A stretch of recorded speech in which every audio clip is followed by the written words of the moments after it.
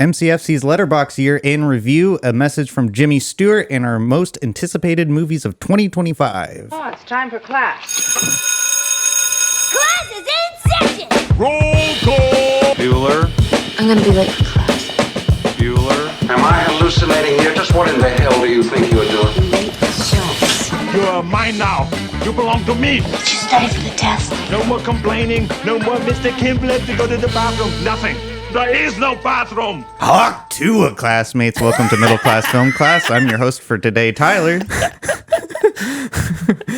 I'm Joseph. And I'm Pete. We have a great show for you today. Welcome everyone on YouTube Live and otherwise. And of course, the OG audio only classmates in podcast land. It's great to be back on the beginning side of 2025. Already kind of sucks. Angry Otter says, happy half decade of the first quarter century of the new millennium, guys. No, I predict 2025 is going to be good for movies, but it is not going to be good for our general personal lives. Like a week ago, you said that it was going to be the worst year in movies in a long time. I know, and then I swiftly changed my opinion after reviewing a list. Actually thought about it for more than 2 minutes. Well, how was New Year's Eve day for both of y'all? New Year's Eve day? Are you saying New Year's Eve and New Year's Day? Both. Yeah, both. The New Year's celebration? That's the 2-day celebration. It's New Year's Eve day.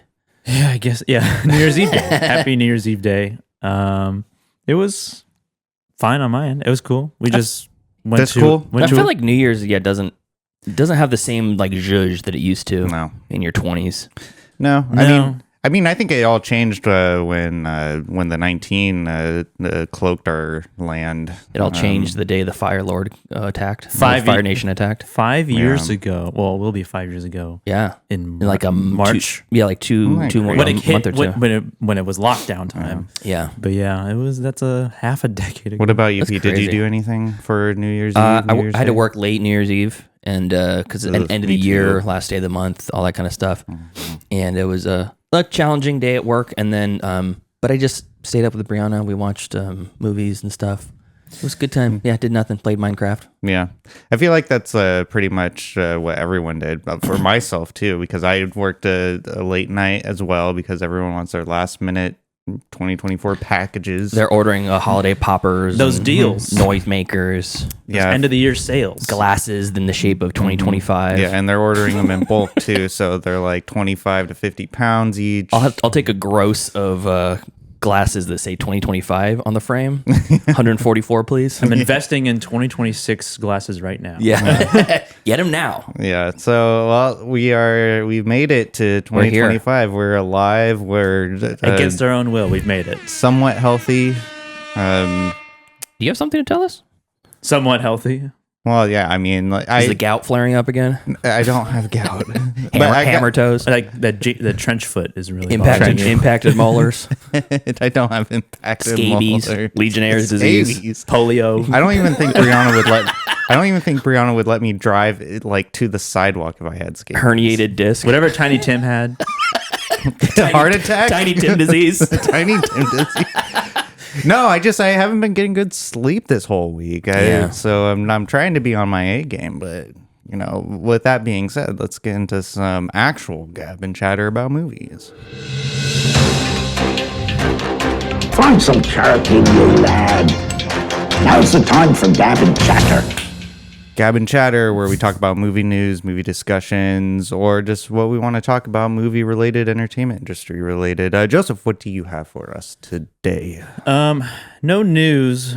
As the little intro to our this episode, we're just gonna go over. Well, at least I am, and Pete as well. I don't know about you, Tyler. I don't know if you have. I don't know if you have your 2024 stats of movies. I can bring them up, but what you're gonna go over? Like, what you guys watch like over 500 movies? We're gonna go through a list of 500 movies. Yep, All ranking of from them, 1 to 500. All right, buckle in, classmates. 36 of my movies I will not rank. The other 500 I will. yeah. But the Letterboxd Wrapped, which is actually a thing, is not out yet. It's Yeah. like coming out in a few days. Yeah. It's already 2025. What are they waiting for? No, it's been 2 days. Come on, get on it. I know. I mean, Spotify Wrapped came out in the beginning of December. I know. They don't even let you finish the fucking year with Spotify. I know. It's like, when do they start actually counting? I think Letterboxd goes all the way to the end of the actual year, the 31st of December, I believe. I don't know. But yeah, I'm just going to kind of skim over some of my stats. I don't know if you can get stats on just like the free version of Letterboxd. No, you have to have the subscription. You don't. It doesn't have to be the high tier, but you have to have at least pay the whatever for the year. It's like $20 or no, $9. It's something like that. It's not a ton, but you get really robust stats too. $9, I can't afford that. For a whole year? That's like, I don't know. That's like $5 a month. So the year 2024, I watched a total of logged films of 544. Jeez. Good for you. You beat me. Yeah. I can't say that I would recommend trying to All do of that if you're not an avid movie watcher. I know Michael Elliott logs thousands of movies a year. 1,500 a year or something like that. Insane. 1,800. And now, like, I'm trying to look him up while you're talking. 75% of that is porn. I know. He's not joking. It's like Porky Pig shorts and porn. Yeah. I love it, though. I love it. Exactly. Averaging 45.3 movies per month and 10.4 movies per week. My first film of 2024, January 1st, was Iron Claw. Cool. The last film of 2024, December 30th, was the live-action Beauty and the Beast. Oh my gosh. I'm sorry. Yeah. Which was my second time watching it.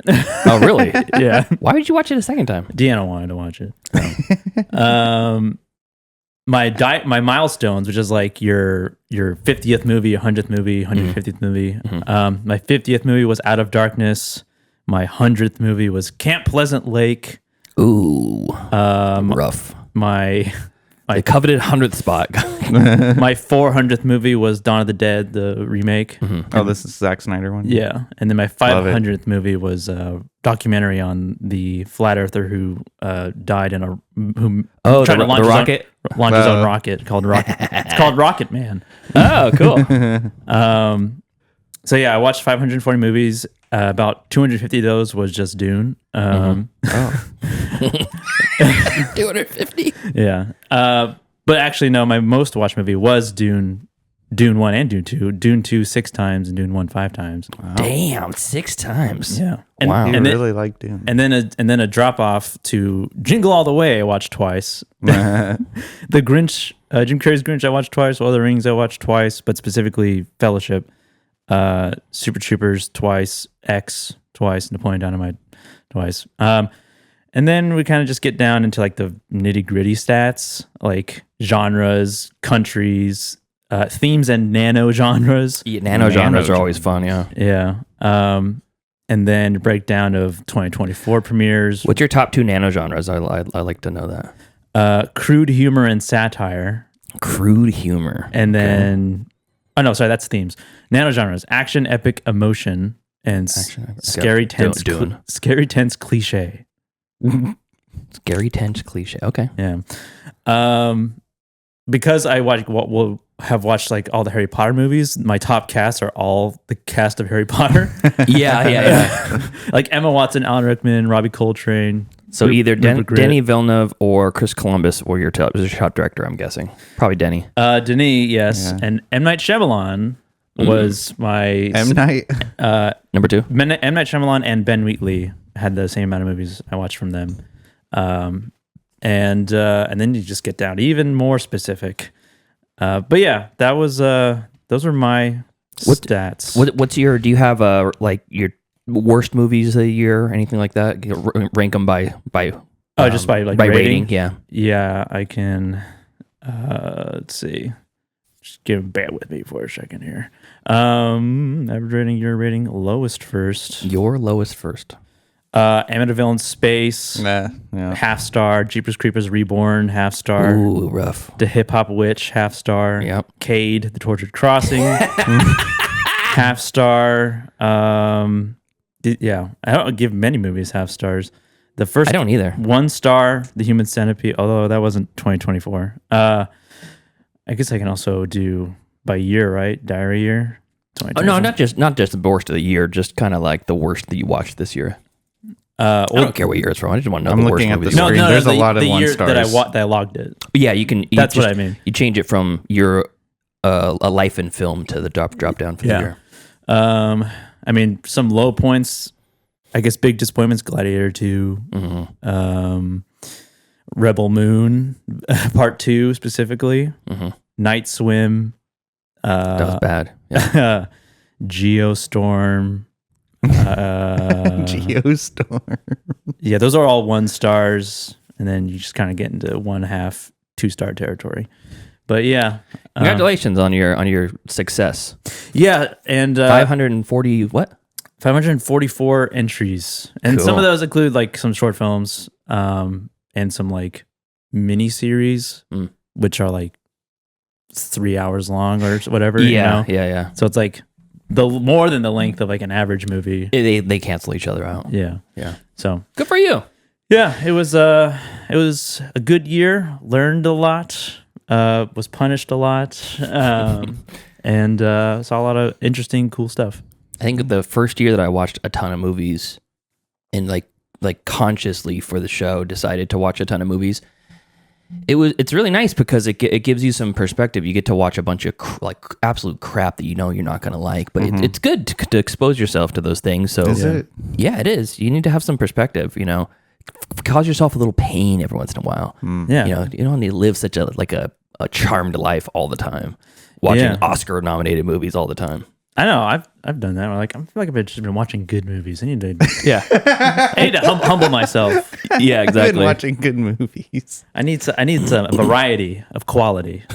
That's a very interesting perspective. Yeah. Well, I mean, you want more mid movies. Yeah, Tyler wants to watch middle of the road stuff. Doesn't want to watch Neither good nor movies or terrible movies. Just like perfectly average quality movies. Right in the middle, just completely void feeling anything. Yeah. Yeah. I don't even know like how I came to that idea of wanting more mid movies. I think I watched a mid movie. I can't even remember what it was that triggered. It was so mid. It was just so mid. I thought to myself, wow, Now that's a movie. a definition of a movie. Yeah. Yeah. Tyler, your Letterboxd year in review says you watched 55 movies in 2024, and 52 of them were for the show. So watched 3 extra movies. And then I watched 934 hours worth of movies. Wow. Yeah. What is this review for downsizing? I knew you were going to Say, bring that one up. It was love fuck. One word, love fuck. It was love fuck. What does that even mean? It was love fuck. Remember the exchange of events between, or the conversation between Matt Damon's character and the other Hung Chao's character, and she was I can't asking say I him- remember love fuck. She was asking, what kind of fuck was it? Was it hate fuck? Or You can do the accent. It's okay. Oh shit. Just lean into the accent. Speaking of the accent, though, she does a very heavy Vietnamese accent, and she's not Vietnamese. She isn't? No, Wow. she's not. Well, I had think no. she- What the hell is she? Said the racist. Yeah, Come on, stop. I was like, well, that's a very convincing accent. Didn't she get flack for it? Well, I don't know if she I did could or have sworn not. she got like it was just very Backlash. It was very accentuated. So, but Yeah, it was over I the could top have for sworn sure. she was Vietnamese.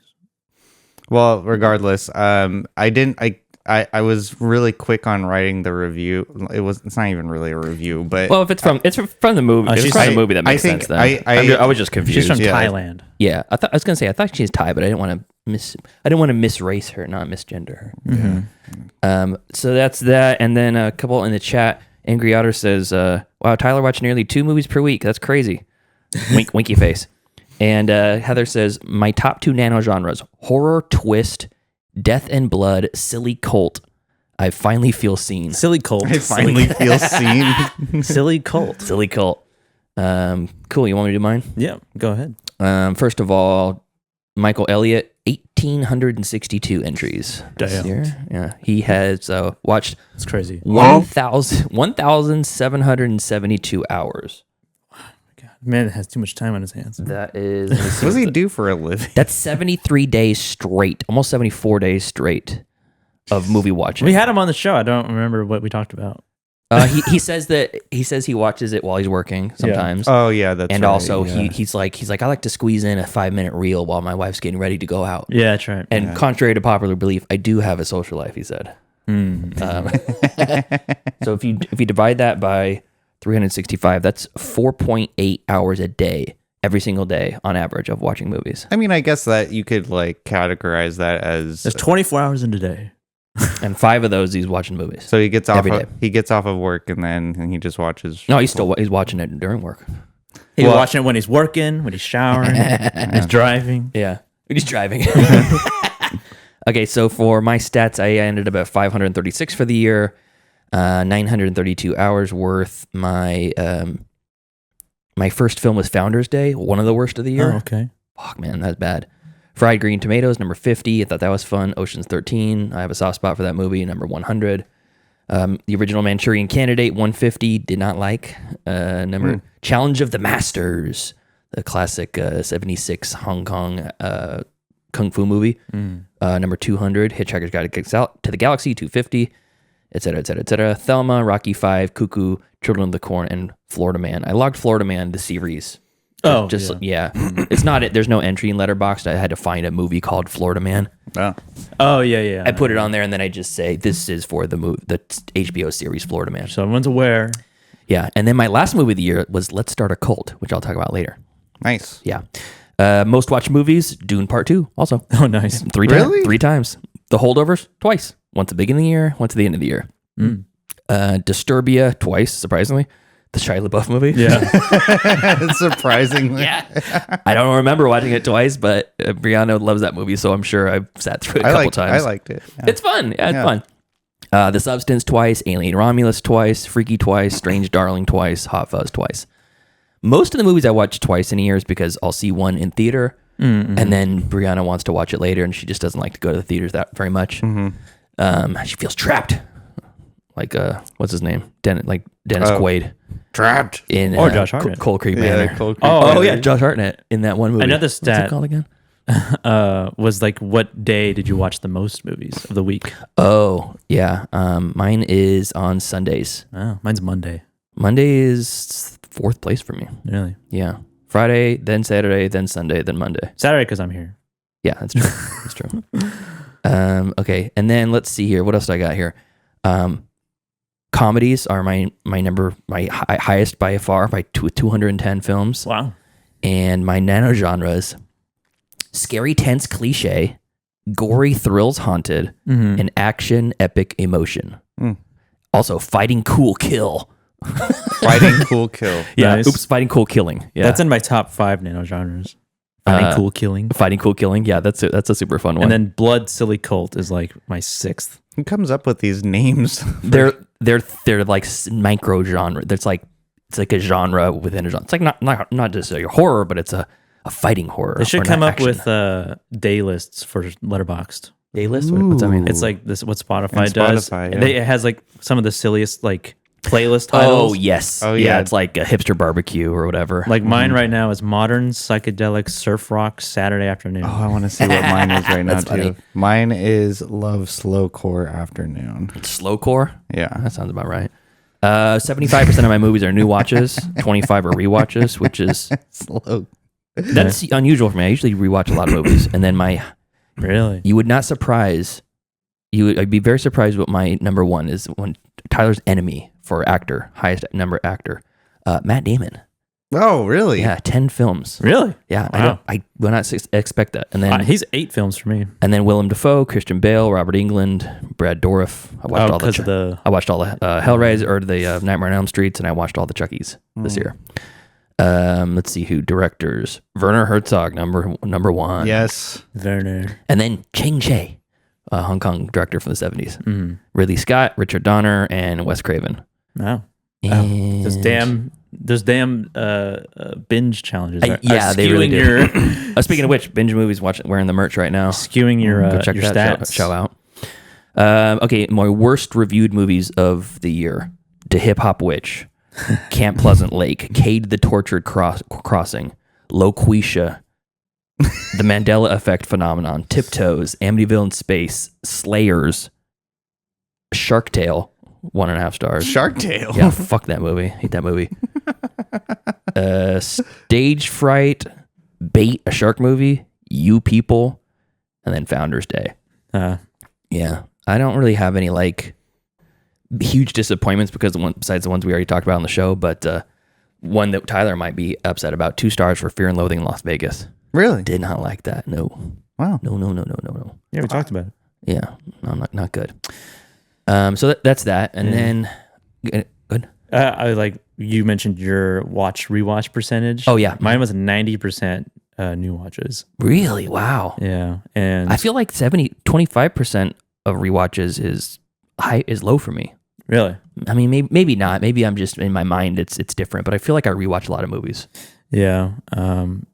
I mean, 85% were 2024, or no, were not 2024 movies, which makes sense. Most movies haven't come out in 2024. Most movies that exist That's true. haven't come That's a out great in point. 2024. But yeah, I mean, that's true. And then I gave 4 stars, the highest. That was like the most I gave movies this year. Yeah, I think it's about right for me too.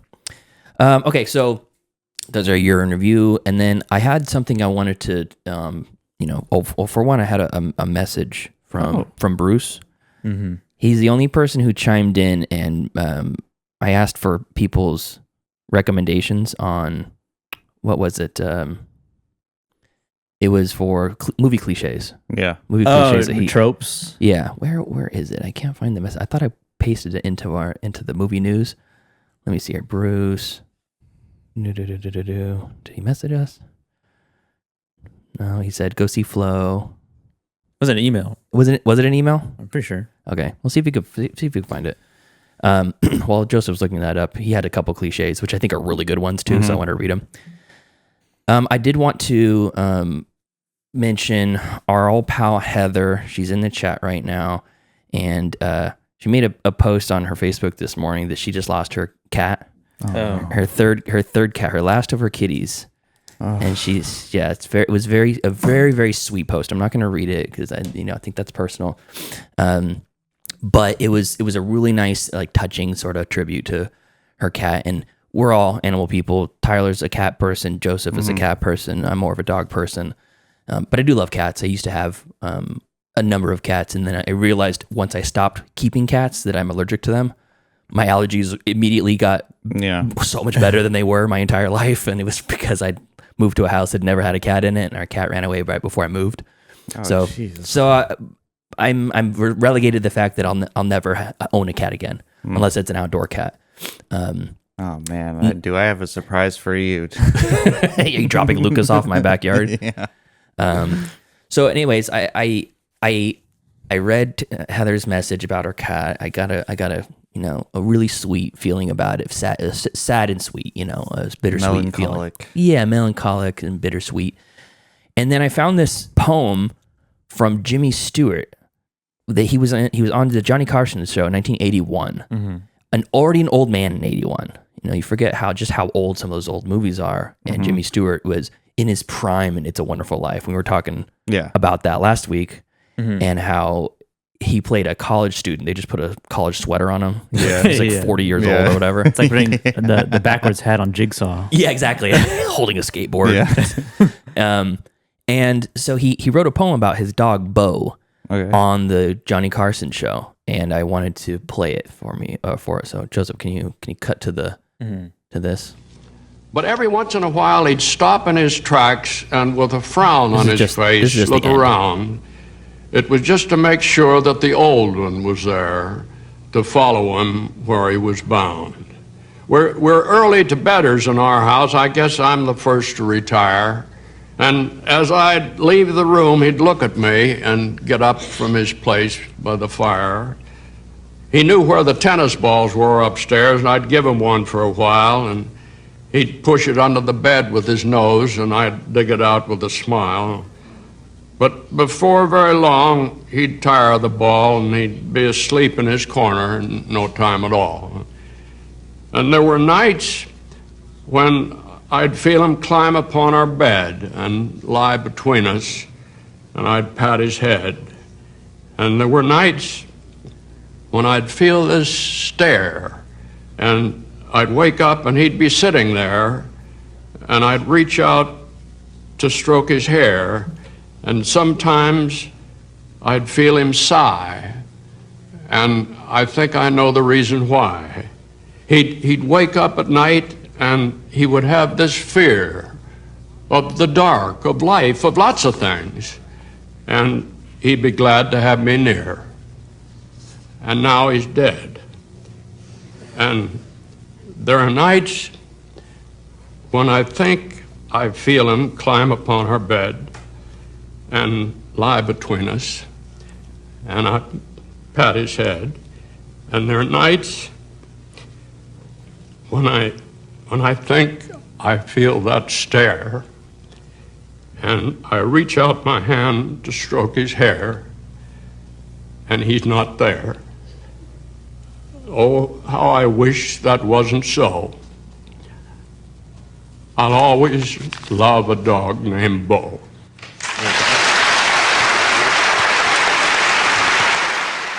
That was beautiful. I thought it was. I'm tearing up, right now. When I watched it. That chokes you up, man. I watched it yesterday and just It's very sad. Immediately bawling while I was watching it. Mm-hmm. Well, Pete mentioned that too, and I have a Charles Bukowski poem. Just kidding. Thank you for not fucking that up. And I felt that in my bones because I have, my Great Dane Nova, my lost love Nova. Yeah, I still think sometimes I could feel her coming up onto the couch and putting her head on my lap, so for me to pet her, and it's a really special love between someone and their pet that is really hard when that's gone. Yeah. So condolences, Heather. Love you. I hope that you find a fuzzy friend to keep your companionship very soon. Yes, Curly looked like a great friend. Yes. So that's all I got. Tyler, what do you got? All right, liven it up. Yeah. All right. We bring the bone. Enough of that poetry, you nonsense. I felt like we shit enough on Jimmy Stewart last week, and that was just too perfect. I had to play it. No, that was beautiful. That was a very well written poem. Yeah, and it was only half it. The first half, it was like 5 minutes long. To have the Stones to go up on live television. Oh man. Yeah. Well, before I get into my thing, I wanted to go through my letterbox as well. I thought I was shouldn't take long. We did already. Well, no, I wanted to. I reviewed the two. I read the two movies you watched. That we all right, fine. cover. Well, I'm just gonna go over two of them of the worst review ones. Okay. Worst reviewed ones. Okay. Tiptoes, I gave a half star. Just and for new listeners, I like to read my letterbox review, so I'll read this one. For 2002's Tiptoes. What the fuck was this movie? It felt like a fever dream. The story, while making sense, felt so unnecessary to tell, or rather than the way it was structured made me feel it was unnecessary. There I go again with just going on some rant. Gary that sentence literally doesn't make any sense. I don't even know what. I like the commentary. I'm your host, outrageous Tyler. Commentary within the review. Reviewing the review that we've already read on the show. We read this review on the show. Well, people who are coming into the show with new ears, they don't know. Gary Oldman playing a little person felt very jarring, and Peter Dinklage was underused because I think he is a great talent that should have been more on the forefront of the story. I won't go any further. Tiptoes, please don't. I mean, if you want to punish yourself, I guess watch it, but that was a horrifying movie. Yeah, go back and watch our Tiptoes review. Listen to the movie, watch our review. Yeah. And then my most disappointing movie I watched, this was in 2023 though, but is when you watched it or when you logged? Oh no, I logged it. Oh, sorry, it came out in 2023. I watched it in 2024. Okay. Poor Things. I was so disappointed by that movie. I rated it a 1 star. I thought it was a boring and waste of a unique idea. You're not alone. A lot of people also didn't like it. I had high expectations for it, and then I just went in and just. Didn't you come around on it though? Kinda, not really. Like, I was thinking about it in the shower this morning. I was thinking how sad I was that I didn't enjoy it as much as I wanted to. But enough of my very limited red or letterboxed list. I looked up movies that are coming out in 2025 and made a list of my most anticipated movies that are coming out this year. And I know I disparaged 2025 for not having good movies coming out, but I was sorely mistaken. There actually looks like there's going to be a lot of great things coming out. After looking into it, I was wrong. Yeah, instead of just assuming. So I'm going to go with my first most anticipated movie, the new Wolfman. And It's coming out soon, isn't it? It's coming out this month, right? No, it's coming out, I think, January 17th. Oh, I thought it was coming out in another month.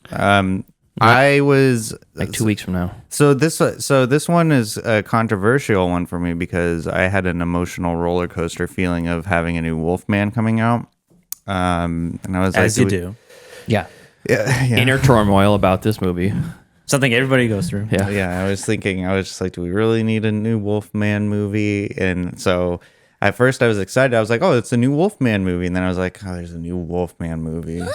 And then I was like, I hate it when car manufacturers come out with new models all the time. It's all the time. They keep remaking the same car. I know. And you know you could just not buy the car. There's no original cars It doesn't anymore. hurt you. Just don't watch the movie. That's true. Fair point. It doesn't have to. There's an emotional attachment to it. Fair point. So Wolfman coming out soon on the heels of Lee Wanell's Wolfman. On the heels of the masterpiece that was Nosferatu. And then Warfare, the new Mendoza and Garland flick coming out. That a lot of people when the trailer first came out, I think a month ago, there was some controversy of it glorifying war. And I didn't feel that way when I watched the trailer. I thought I think the Iraq war hasn't been really put proper onto film. A lot of the wars in the Hurt Locker. I mean, it's hard to consider that one Oscar-winning movie. I do like it, but it doesn't really. I don't know. But we don't even know if this one does either because nobody's It's a trailer. It's a trailer. I know, but I'm just saying I'm anticipating it. I think it's gonna be good. I know we just said I just. For me. I don't know if we really need another movie about American soldiers showing American soldiers and showing how much trauma they experience. Do we need another movie like that? Yeah. Why? What about the people in the country that they're terrorizing? Yeah, how about that? Instead of... Isn't that Slumdog Millionaire? Oh, wait, no, that's just a game show. It is funny that it's America invades another country and then they wait 20 years and then make a bunch of movies about how the people who invaded your country are sad about it. Yeah. Oh no, you had a hard time because you joined the military and now you're experiencing trauma. You're just doing the accent now. That's not an accent. That's a speech impediment. It's a baby talk. Whatever. But I don't know. I mean, the movie, separate from that, the movie does look, very tense and thrilling and stuff. But I'm like, do we need it? We don't need it. Guess. I mean, do we even need movies to begin with? I think it's strange. If you boil it down, no, I guess we don't. But. we just need beans and rice and air. Yeah, exactly. And vegetables. We just need a different perspective. We don't need another American perspective. I see what you're saying. Well, Garland co-wrote and co-produced it. Or sorry, co-wrote and co-directed it with this guy. What his first name is Mendoza, right? I only know his Mendoza. And he doesn't. Garland said he doesn't want to direct anymore, so maybe this is an easy way for him to attach his name and bring some kind of name recognition to this project. And he read the book or read the manuscript or whatever and thought, oh, this is interesting. I'll attach my name to it and I'll help out, make it a bigger thing. Yeah, he's being a consultation sort of role. Consultant. Yeah. Well, we'll see. What else you got? Second one. This is a surprise, or not second one. It's third one. This is going to be a very surprising one and a controversial one. If anyone is a fan of mine, the live action Lilo and Stitch movie. Really, you're into it, huh? Because I loved Lilo and Stitch, the first iteration of it, and At first, when I heard that they were making a live action one, I was like, okay, yeah, it's another live action Disney movie. I saw the trailer and I got hyped up because it looks incredible. It does look I'm about good. to have the hardest boner right now. The quality of the animation looks good. It looks really good, and I think the story, you can make it into where it can translate well in a live action setting and not be so bombastic like the 2D animation one was. I think there's a lot of potential there, so I'm hyped for it. I want to see that. So Interesting. I'm anticipating Lilo and Stitch live action remake. The capitalist in you is just raging hard right now for that movie. Are we cucks for capitalism? And of course, 28 years later. Yes. That is a very anticipated movie that I'm looking forward to. And they already are mentioning about a sequel to it as well, as well as a spin-off. That's what Joseph said, yeah. Yeah, it's different director next year. Yeah, so this is going to be a big event. I hope so. We'll see. So that's your top 5? Well, I have more. Oh, okay. Okay, keep going. I just don't know how long. You still want us to talk, right? Well, yeah, I'll get through this quick. I'm just saying, we're at 40 minutes now. Oh, we real? Yeah, okay, we're really do quick. a dissertation on everyone. All right, fine. If you got 15 on the list, we're never going to end the show. All right, well, that was just number 4. Okay, so number 5, Nobody 2. I really love the first one. That's cool. I can't wait for the second one to come Is out. Chad Stahelski still directing again? I think he's the one who directed it. I'm not sure. Mr. Nobody, can't wait. Nobody 2, great. And then the Anaconda, that's going to be like the soft reboot of the Anaconda series. Paul Rudd is director, is like producing it too, I think. Yeah, I think that's what I heard. Very excited for that. I was wrong. It's Anaconda. not Chad Stahelski. It's Ilya Neischuler did Nobody. My bad. And then bonus mention, Halloween Aftermath. Didn't think that they could make another Halloween. There's another one. Really? There's another Halloween movie coming out. Oh. Is Keith Cunningham or Chris Cunningham or whatever his name is? So I only said the bonus mention because I just saw it before, like I made this list, like right before we started spinning, and I was like, "There's another Halloween coming out! Holy shit!" Like, wow. I didn't really like the Halloween series, but the fact that they're making a 4th one, I'm intrigued. And Directed by James Grimm, Mr. Grimm, who's hasn't done anything I've heard of. Well, so I didn't think that they could make another Halloween movie, but They said it couldn't be done. Here we are in 2025. So that's my list. I don't know if you guys have a list, or like you can just like scroll. I don't have a list, quick, but and just like mention. 28 years later, yeah, I'm very excited for that. Yeah. I wish they would throw on 28 Days Later somewhere to watch available. It's coming. It has to be. Sinners, I'm very excited for that. Yeah. When I went and saw Nosferatu, they played the trailer and it was like, yeah, Michael B. Jordan period piece. Vampire. It looks really well. It looks good. It looks good just visually. I don't know if I'm excited, but I'm kind of excited for Marty Supreme. Oh hell yeah! I saw some behind the scenes of them making it, and a very small clip of it of like on looks like they're shooting in New York or Chicago or something. Yeah. So that looks. I'm excited for that. Josh Safdie's next project. Guillermo del Toro's Frankenstein. Oh yeah, I forgot about that one. I'm curious about that. That reminds me, actually, we had a discussion of, I don't know how long ago, like a month ago, 2 months ago, about directors that you like love, but like the projects that you don't like that much. Yeah. Oh yeah. It was something like that. Not great movies from great directors. Guillermo del Toro, I think, is a perfect example Yeah. of that, because he is a director that I will always like. I'll always watch his stuff, even if some of it is not. I don't like think is great. Like Nightmare Alley. I was not a big fan of Nightmare Alley. Yeah. Or Pacific Rim. What? No, I did not. Yeah. Wait a second. Pacific Rim. You didn't like Pacific Rim? No. I don't even know you. I feel like I don't even know you now. It's not a great movie. Hey man, what's up with that crossbow? What the fuck? It's not a good movie. But I'll always like, he has made like really fantastic movies. Aside from those, I love Pacific Rim. It's so dumb. Mickey 17. It was delayed again, I believe. I don't know if it's coming out in 2025 still. But Mickey 17. Wake Up Dead Man, the Knives Out sequel. Oh, that's cool. I didn't know that was what that was. Yeah. Sweet. The third in the series. That makes it hard to know that it's in the series because they don't put the name in it. Yeah. It's just Wake called Up Dead Man. Wake Up Dead Man, sequel to Glass Onion. And I think those were like the big ones that are coming out this year, I believe. But yeah, there's a Five Nights at Freddy's 2 coming out.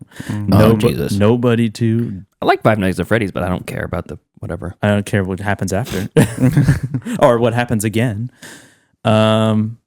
Yeah, those are the main ones I think that I'm looking forward to. Yeah. Okay. Definitely like Sinners is pretty high up there, and 28 Years Later I'm definitely interested in. All right, so I'll give you a few that I'm excited about. Wolfman as well. Lee Whannell's Wolfman after he did The Invisible Man, and I was like blown away by that. I thought it's great. Companion, it's the Jack Quaid, like it's like a sort of a like a thriller. He kidnaps somebody and keeps them as a companion for dinner. Oh. That looked interesting. I don't know much about it, but I like him a lot, and I feel like he needs to be able to flex his acting chops a little bit more. Yeah, he does. Yeah. Osgood Perkins' new movie, The Monkey, looks fun, really fun and dark. The Legend of Ochi could be bad, but the production looks so good.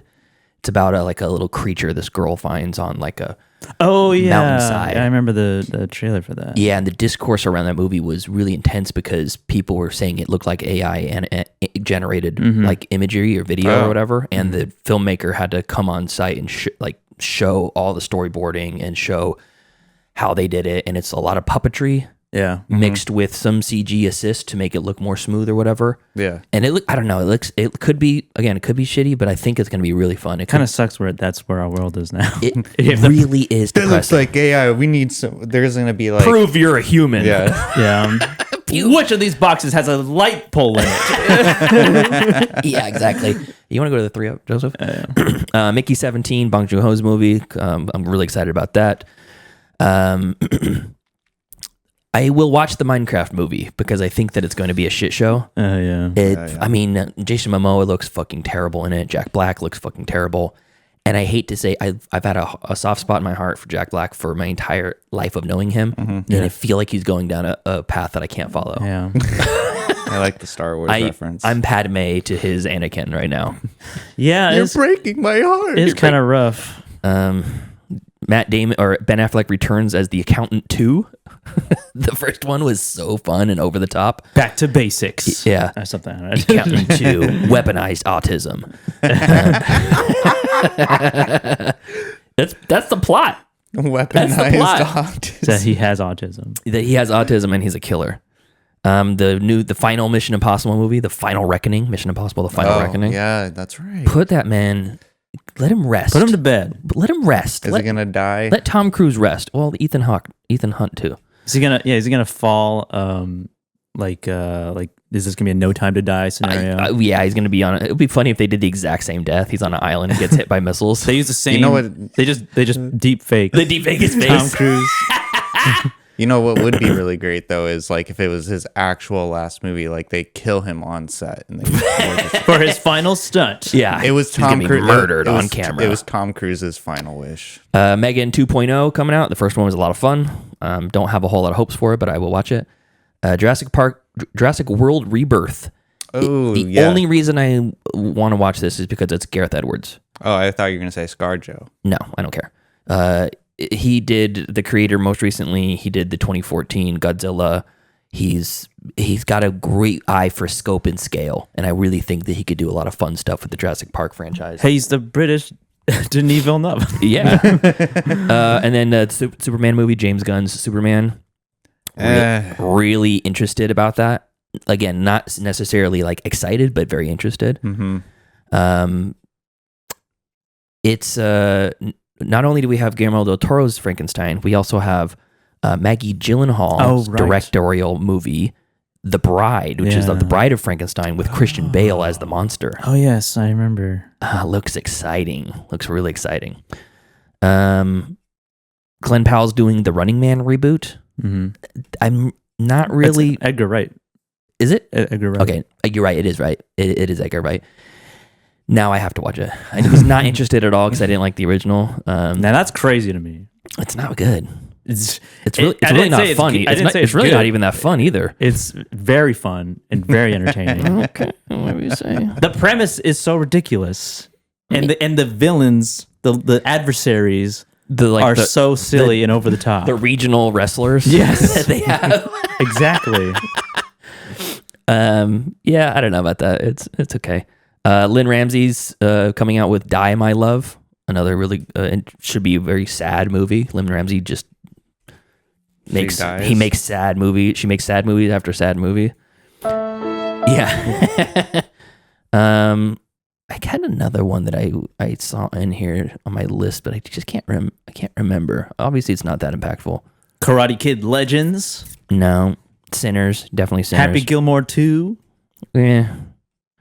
Yeah, no, not that. Mickey 17. Wicked for that. Good. I don't understand why they call it Wicked Part 1 and then Wicked for Good. I don't think they do call it Wicked Part 1. Isn't it Part 1? It is a Part 1, but they don't call it Wicked Part 1. It's just Wicked. I think it's Wicked Part 1.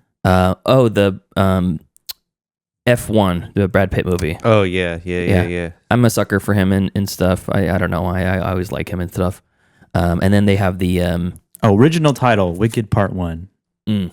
But just Wicked IMDb. And then there's the Fantastic Four movie with Pedro Pascal as Mr. Fantastic. Oh, I forgot about that. That should be at least interesting, if nothing else. And then near the end of the year, Tron Ares. Yeah, I'm looking forward to that.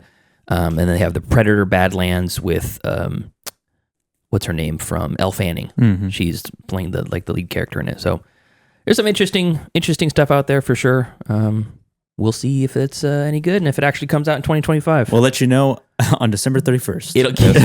It'll get pushed back to 2029 like the Batman 2. Oh yeah, the delays. We were going to have a banger 2026. Yeah, we were. But now we only have 2/3 potentially. Well, anyways, let's get into some streaming picks.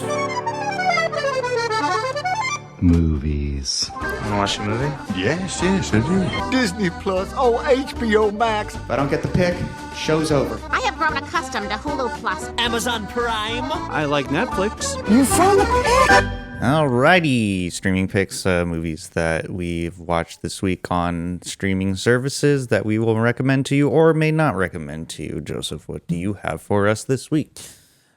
Not a lot. I'm kind of doing the opposite of what I did last year. I'm watching as little movies as possible. Oh, you're pulling a Tyler. Okay. Yeah, exactly. I'm pulling a Noe. Because I only have one movie. Oh, okay. Well, I mean, one movie. It's a weird week. One movie to talk about. I mean, I watched the Beauty and the Beast live action. Terrible. Yeah, really live action reboot, remake. Yeah, not bad. No, is bad. Not bad, terrible. But the only other movie I watched is a rewatch from my childhood, I think. 2004. Chronicles of Riddick. Oh, hell yeah. That's a good rewatch. Now we're talking. Now we're cooking. That's what I thought. Cinema. Going into... That's what I thought? Oh, no. Going into watching it again, because Deanna had also... she has actually probably watched this movie more than I have. Oh. Because we were watching it.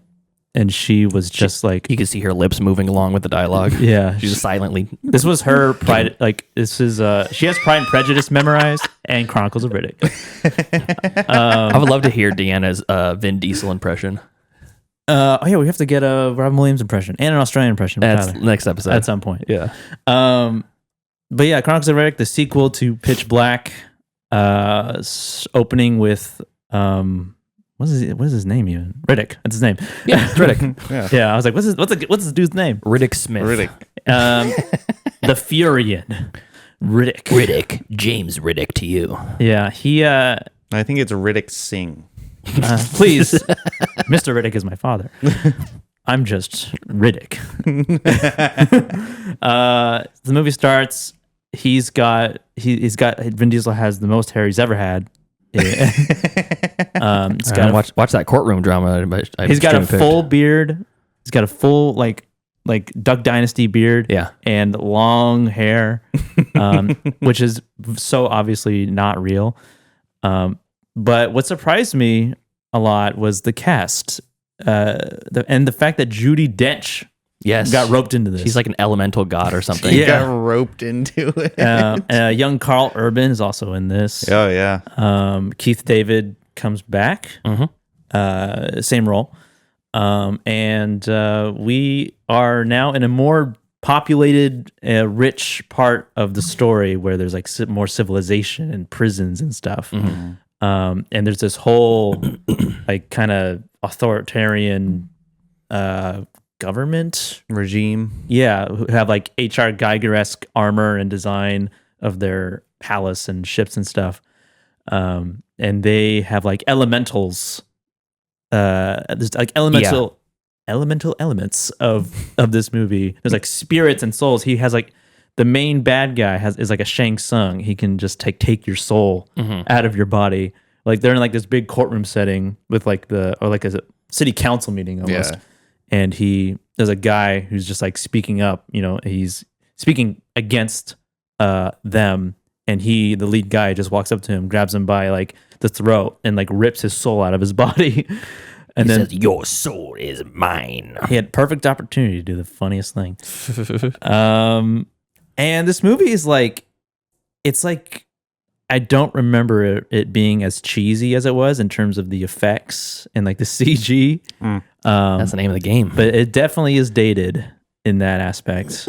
And it like teetered on the edge of being like really, really campy or like being really, really serious. Taking itself seriously. And it like never quite like stepped fully into either of those ideas.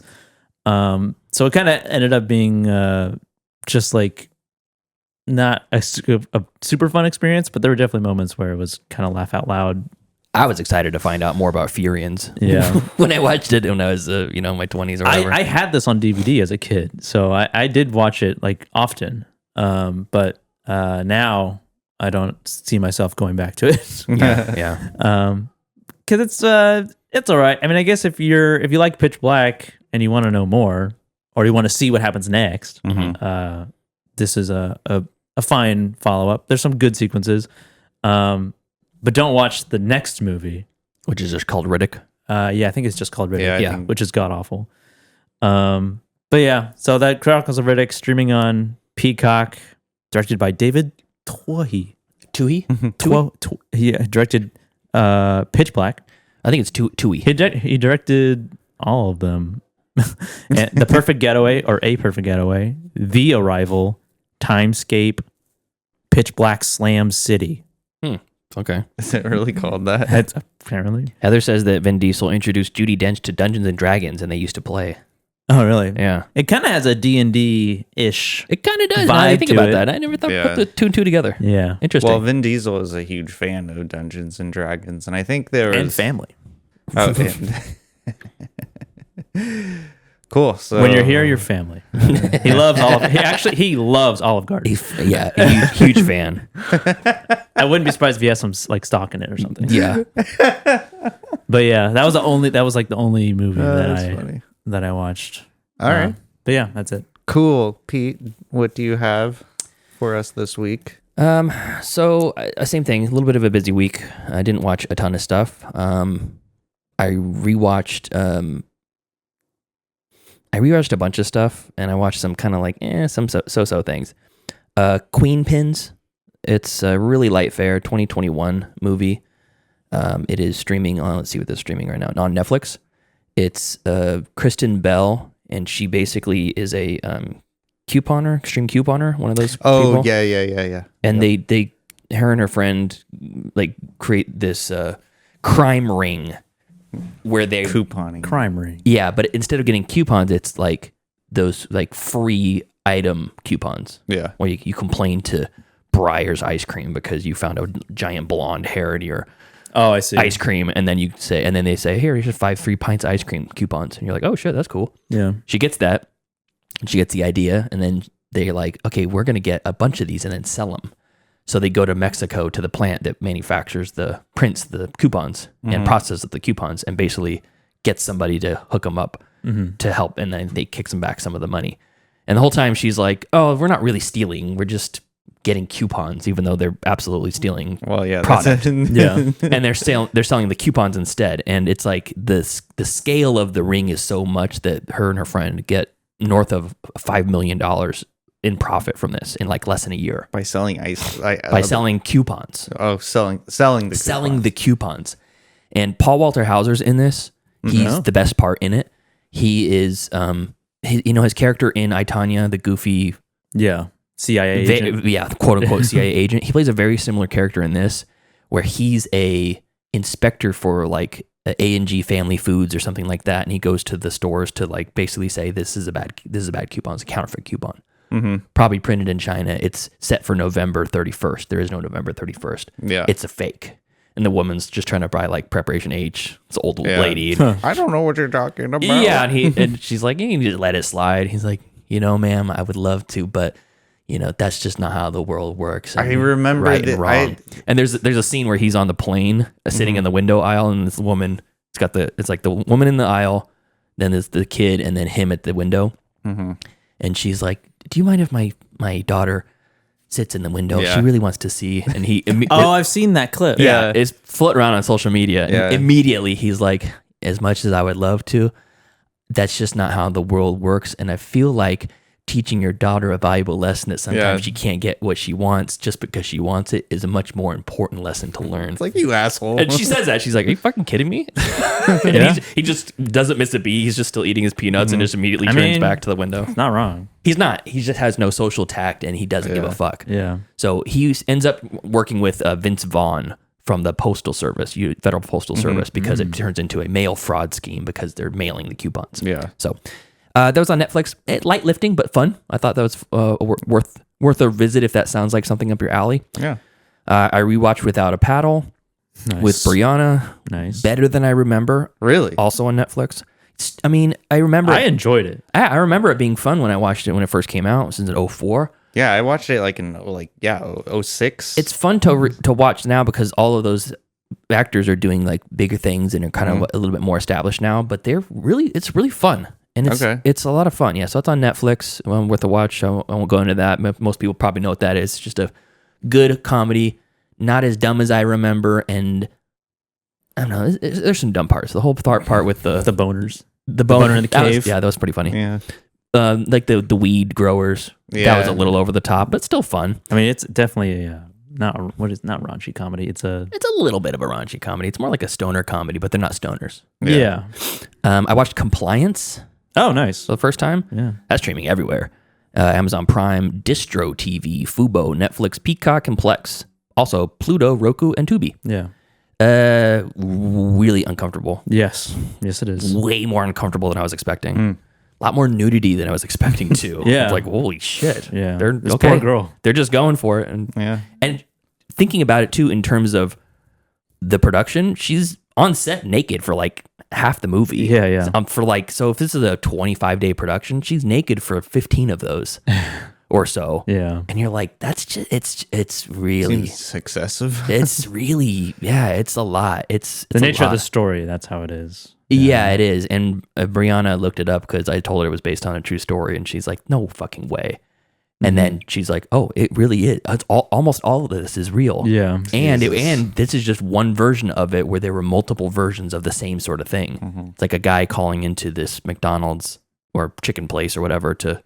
Fast food place. Yeah. He's accusing this young girl of stealing from a customer's purse, and he's pretending to be a cop, but he's doing it all over the phone and telling them, you got to hold her there, you got to do this, you got to strip search her, and I'm like, what to what end? What's the it's a very frustrating and uncomfortable movie because the coworker's like, you're just gonna do it? Yeah, you're just gonna listen to this guy?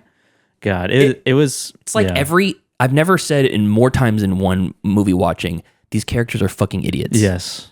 It's one of the most frustrating movies because you're like... And nobody's going to say anything? Yeah, stand up? Finally, the old guy comes in and is like, I ain't doing that. That's not right to do to a young lady. And you're like, thank you. Creepy old guy who I thought was going to be a creep.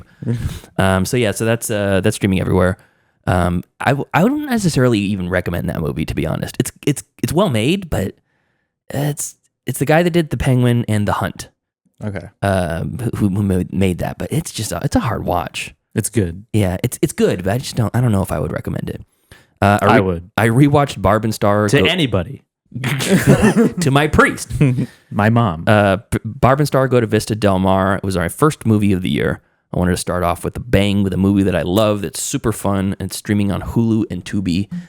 Have you guys seen this one? No, I haven't even heard. I recommend. Okay. If you're in a silly mood, it is a silly movie. Silly goose. It's a Gloria Sanchez production, so it's like Will Ferrell and Kristen Wiig, that sort of group. And they basically, it's two friends, Barb and Star, and they live in the Midwest somewhere. They're 40-somethings. They wear culottes. They're basically like, cackling hens. They just constantly joking and talking about whatever. And they have so many little inside jokes with themselves that go nowhere, but somehow wrap around in the movie near the end. It's so well written in the stupidest way. And Kristen Wiig also plays the villain of the movie, which is even more silly. It's like a weird Zoolander level. Oh, wait, she plays a different character? A different character, She plays two characters. Super, super fun. Does not take itself too seriously. Morgan Freeman voices a crab in it. Jamie Dornan, the guy that was Christian Grey from 50 Shades of Grey, he's the wannabe love interest of the villainess. Right. And he's not trying to the whole thing. He's like, I want to be official with you. That's how he phrases it. He's like, can we be an official thing? And she's like, how about you do this? You enact my plot, and then I will make plot to destroy Vista Del Mar, and then we'll talk. And he's like, oh my gosh, if I had an official girlfriend, I'd be so happy. And that's like his whole motive in life is just to have be official with somebody. Oh, that's how he says it. It's so funny. And it's like kind of like a wholesome thing, but then they get into some very overtly sexual nature situations because they're on vacation at Vista Del Mar. Yeah. And I don't know. It's fun. I won't say much more else than that, but go watch that. It's on Hulu. A really, really, really fun. Jack is in the chat waiting for Tyler's Australian impression. Oh, he is? You gotta wait for the second half, my friend, when we do Fisher King. I can do it right now because it's... Okay. Yeah. Why do I have to do the second half? Because we're Fisher King. So we can do the... I guess the Australian on the first half. Yeah. And then Robin Williams on the second half. Yeah. All right. Well, is that it? No, we want to hear the impression. No, I mean, is that it for your stream? No, I got a couple more. Oh, sorry. Go ahead. I thought you were. Oh, I thought you were going to do the impression. I just wanted to bring up the Jack's here. Okay. Oh, yeah. Good job, Joseph. You fucked it all up. Yeah. Sorry, saying hi to our watchers, viewers, listeners. I watched Nightbitch. Highly anticipated. I was so surprised that was on streaming. Yeah, instantly. It's on Hulu. Yeah, it didn't do well in theaters, and it's not great. It's not terrible. Really, the premise of it sounds wacky. It's so the poster, the first poster we got for it, plus the name, makes it sound like it's going to be a dark and gritty sort of. Mm-hmm. Is it real? Is it happening? Or she's turning into a dog, or maybe it's a wolf or something. Mm-hmm. Yeah. And in reality, it's like I had a kid, and I'm sad, and I'm kind of regretting the fact that I'm a mom now, and I had to abandon my. It's about postpartum depression. It's more or less about postpartum depression, and then like anger and fighting within the marriage with her husband. And then and she's connecting with other mothers, and she's kind of finding this equilibrium with her son, and she's a terrible mother, in my opinion. Just no discipline to her kid whatsoever. Sounds like Tully or Young Adult or one of those two. Who? Like the Tully or Young Adult. Oh, I didn't see Tully, but yeah. Where she plays no, she's not a mom in one of those. Yeah, Young Adult, she's not a mom. Yeah. But it's interesting, and there's some good stuff to it. But it's not nearly what I was expecting, and the way that the story goes, it just kind of left me very flat. It's trying to do a lot and be kind of like a heavy, weighty sort of a movie, and it just didn't work for me. Sounds like a non-horror version of Babadook. That's the mother and son relationship. She doesn't like see him as this problem. She just is just trying to keep up, you know. But she just doesn't do a good job. It's all this, anyways. It's not great, but it might be worth a watch, especially if you're a mother. Maybe you'll relate more to it. Mother. But my number one of the week is a fantastic movie from Steve McQueen, writer director Steve McQueen, who did Shame, that Michael Fassbender movie. Yeah. He's also done a ton of like 12 Years a Slave. 12 Years a Slave.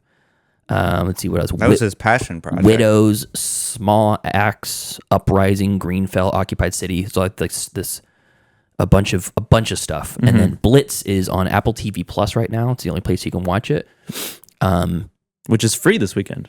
Is it really? I believe so. Oh, okay. This is starring Saoirse Ronan and a young actor named Elliot Heffernan, who's probably like 10 in the movie or something like that. Mm-hmm. It's set in England a year into World War II during the Blitzkrieg, hence the name Blitz. And there's a program for the people who live in the cities that are constantly being bombed where they can give their kids to some authority, the school system or something, and then they take the train out to the countryside so the kids are safe from the bombing. Okay. The parents stay in the cities because they can continue their life or whatever. Yeah, this movie sounds familiar. Yeah, and it just came out not too long ago. I mean, this year. Yeah. And 2024? Yeah. Okay. Sorry, last year, 2024. Yeah. And I haven't seen you guys since last year. Hey, that's a good point. Hans Zimmer does the score for this, and it's really good. Oh. It's weird. I didn't really see a whole lot of like promotion for this movie. No, I think Apple TV doesn't do a good job of that. They don't promote their stuff. Because I remember when I watched the trailer for this film, I was like, damn, that's a really interesting plot. And then I kind of forgot about it because I didn't see it anywhere. So Steve McQueen's mother was in the Blitz in England during the Blitz, and she had to evacuate. And he's basically wanted to tell that sort of story, but from the perspective of a child. Yeah. Because adults are having a hard time with the war. There's risk of death everywhere and actual death everywhere. Yeah. But seeing that world through the perspective of a child who's cast away from his family and he doesn't understand why he has to leave, and he's got animosity and anger towards his mom because of it. And then he regret because of what he said to her when she's leaving. And ultimately what happens is he goes on the train away. He doesn't want to leave. He jumps off the moving train and it's like, boop, I'm going back home. I'm going to go see my mom. And then he gets lost on his way back to London during the Blitzkrieg. So he meets some nice people. He meets some not so nice people. He meets some kids. He meets some adults. He sees some traumatic things, a lot of traumatic things. But Joseph, remember in Dune Part 1, the Herald of the Change? Really, really dark-skinned guy comes to Caladan and basically gives... that guy. That's a very small part. Yeah, super small part. That actor he's super enigmatic. Seems like just very intense. He plays great voice. Great voice. He plays a character in this who's like a police officer who's helping the boy. Mm-hmm. And he's super, super like genuine and very caring, very different character from the last one. And they have dollar store Jeremy Irons in it. Paul Weller, this actor named Paul Weller, who really looks like Jeremy Irons. Oh, okay. But he's not.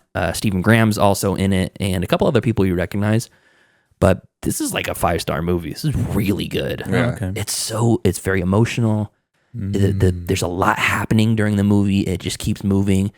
And also, there's some it's a great building of this period because she goes to jazz clubs, she goes to underground like bunkers and things like that. There's some very harrowing scenes where everyone's bunkering in like the tunnel, the subway tunnel. Yeah, and the bomb goes off, and then something happens. I won't say what happens, but everybody's in danger at that point. And it's like there's some like big set pieces that are made for this movie.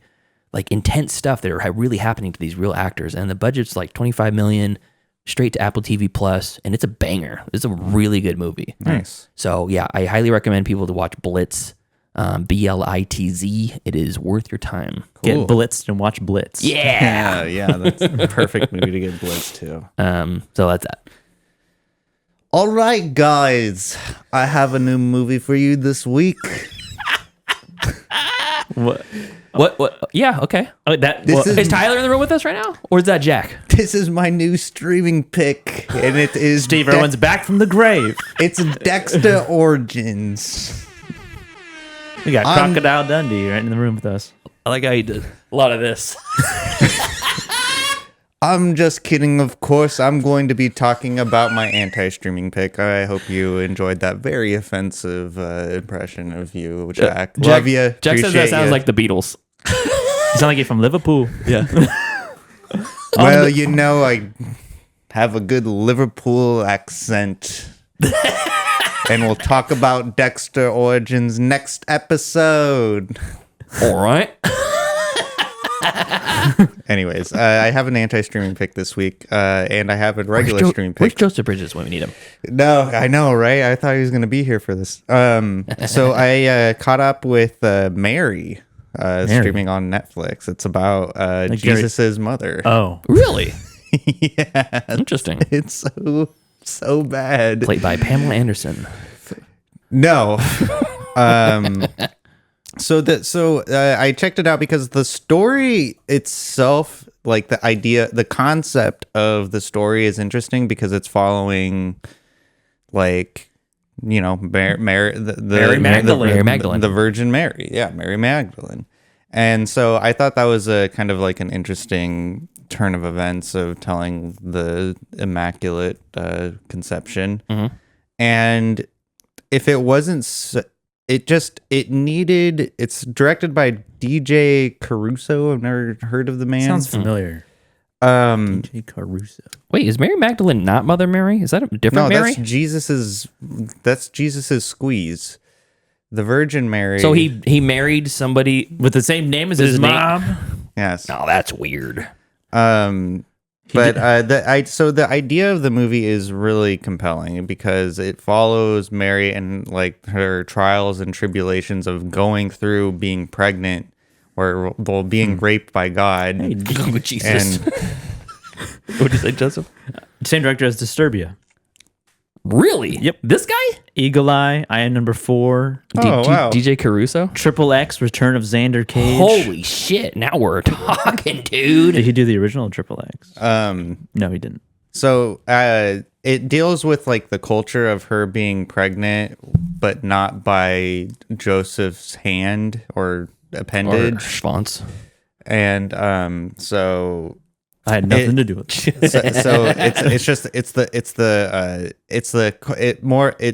It focuses on the culture aspect too little, but it's interesting because you never really think like Mary being a person who, you know, birthed our Lord and Savior, and her being a pariah in her village or town. And so I really like that idea of like focusing on that aspect of like what other human beings would like think of her, like, and how her husband would think of her too, because in the movie that it focuses on that as well. It's like Joseph is like, how dare you? Like, I know you slept with another man. And then it kind of brings up the weird, like just the nonsensical story that is Christianity.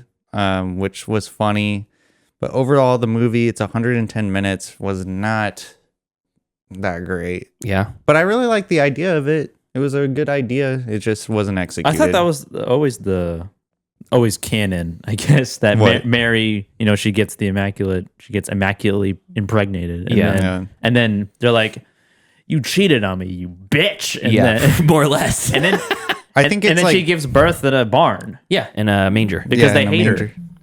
Yeah. I don't think it's because they hate her. It's because they had no open space. I feel like telling like that story to kids, like they're not going to go into like the cultural implications of being pregnant and not being married, or being married and being pregnant, but the husband's like, I didn't do anything to her. So Tyler, which do you like better, the book or the movie? Is it better than the book?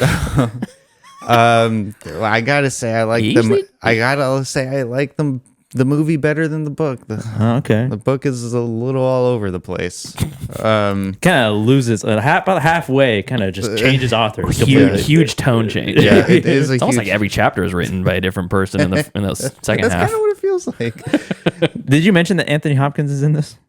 No, he did not. He is in it. I forgot about that. Yeah, that's how forgettable this movie was. Like, he plays the evil king who thinks he's the king of kings, and then he hears of this immaculate. You telling me a baby is the king of kings? I'd be pissed too. Yeah, I mean the movie, like it's okay. I mean, it's okay. It's not. It's. That's an anti-streaming pick. I would say I don't watch it but if you have 110 minutes to kill. But there's got to be better ways to kill 110 minutes. Yeah, exactly. the person who plays Mary, she looks like a model. Like she looks like a magazine model. Mm-hmm. She looks like one of the brides from Mad Max Fury Road. Oh yeah, yeah. Who are models? Tyler gave this 1.5 stars on Letterboxd. And the average rating's 2.5.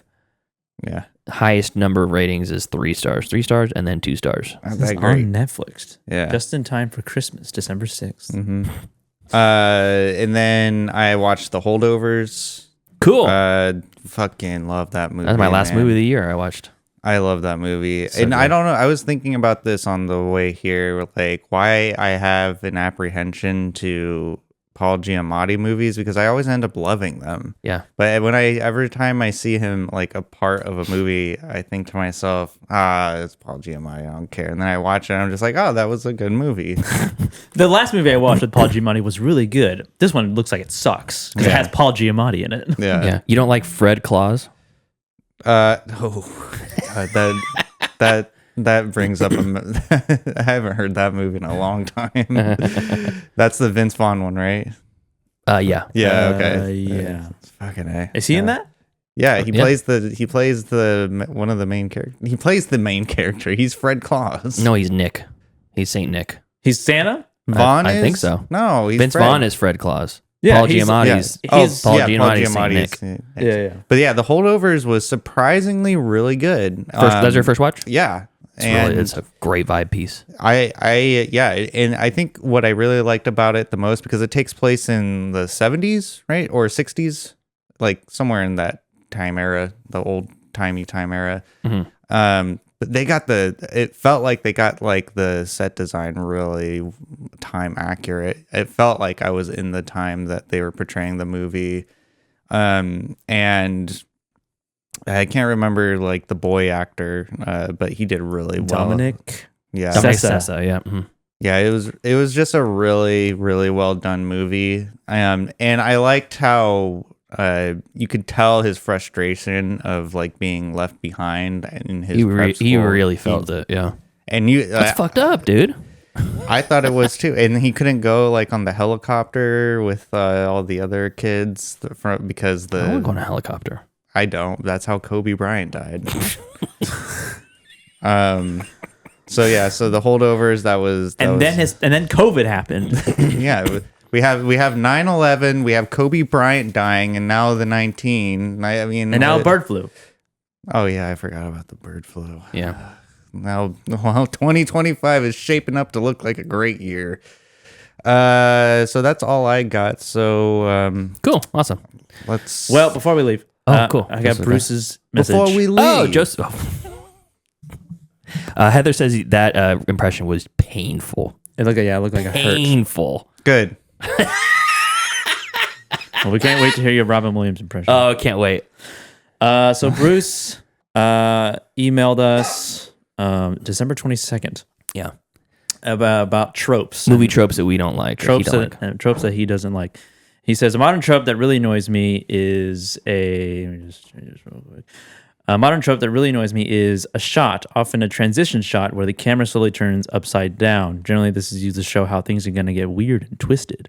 Oh. Or starts upside down, then follows a car down a road and flips up. I remember noticing this God. in Polytechnique. I don't remember it in Polytechnique. It definitely, a lot of that in that. Did you watch Polytechnique? Mm-hmm. Oh, okay. Yeah. Polytechnique and Hereditary, Midsommar. I feel like it's used quite a bit in horror movies lately. Mm-hmm. An offshoot of this would be the gratuitous drone shots, often of cars driving through woods or coming at crossroads. That's the top-down shot, I imagine, of cars just driving through tall trees. Yeah. Also, bad guys / villains wearing masks and tilting their heads. I hate that God, much. That's so cringe-inducing. What is that exactly? So think about in Us, the little kid. There's the big burn. Sideways. Yeah, they go and they're like, I'm twisted. Look Or at like me, what? I'm Or a dangerous. perfect example in the Dark Knight in the beginning, the bank heist scene where the Joker does. He does it just a little bit. It's not for him. It's not gratuitous. I feel like that. Okay, yeah, it's not gratuitous. It's not a horror but movie. It's still. Yeah, there's a. I think of that sometimes when I'm watching a horror movie and I see them do the head twist. I just got. And I'm like, is the director saying that's too much twist? Now tweak your head just to the side, just a little bit. Yeah, like you're trying. I want the head tweak. Yeah, I want your head to nod to the left. Yeah, just a little bit.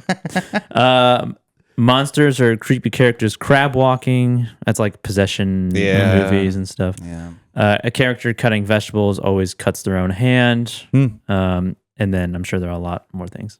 But yeah. Those are good ones. Yeah, those are good I didn't ones. even think. It's like it's like you don't even really think about it, but he just put it in words. That's true. Yeah, he did. Anything else, fellas? No, you good? That's it. Okay, so thank you to our cool ass yard duties over on Patreon. That's Javier, Heather, in the chat, Michael, Steven, and Chris. And if you want to support us, you can do so on patreon.com/middleclassfilmclass, or just listen to us or watch us on the YouTube page. That helps too. Thank you to all of our Patreon subscribers. It really means a lot. Until next time. Thank you for joining us as we gab and chatter about our year in review, upcoming movies from next year, and follow us later on in the week when we review Fisher King. That's it. Follow us on Facebook, facebook.com/MCFC podcast, and send us an email, mcfcpodcast@gmail.com. And follow us on Instagram at Middle Class Film Class, and please leave us a voicemail at 209-283-1716. Follow us on Twitter at Podcast MCFC and on TikTok at Middle Class Film Class. All right, we'll see y'all next time. See ya. See ya. That was beautiful. Class dismissed. I gotta get out of here. The bell doesn't dismiss you. I dismiss you. You're free to go. See you next week. See you later. See you later. That's a wrap. Great show.